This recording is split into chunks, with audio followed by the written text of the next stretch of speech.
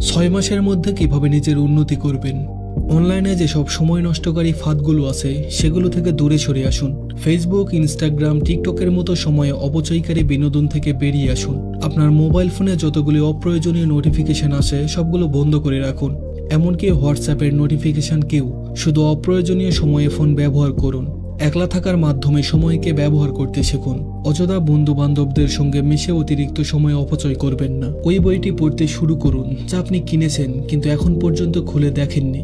সপ্তাহে 2-3 দিন বাইরে গিয়ে খেলাধুলা করুন এবং এটির একটি সাপ্তাহিক তালিকা বানিয়ে নিন। এটি আপনার শরীরকে অনেক মজবুত করবে। শরীরের বিশ্রামের জন্য ঘুম এবং অযথা ঘুমিয়ে সময় নষ্ট করার মধ্যে পার্থক্যটা ভালোভাবে বোঝার চেষ্টা করুন।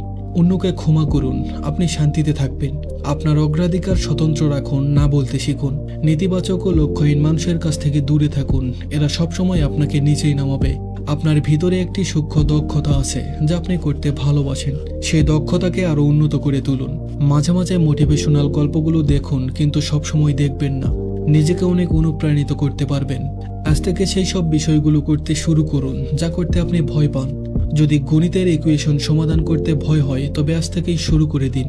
যদি মঞ্চকে ভয় লাগে তবে আজকেই বক্তৃতার অনুশীলন শুরু করুন, কারণ কালকে আপনাকে ওই মঞ্চে উঠতেই হবে। ধন্যবাদ সবাইকে।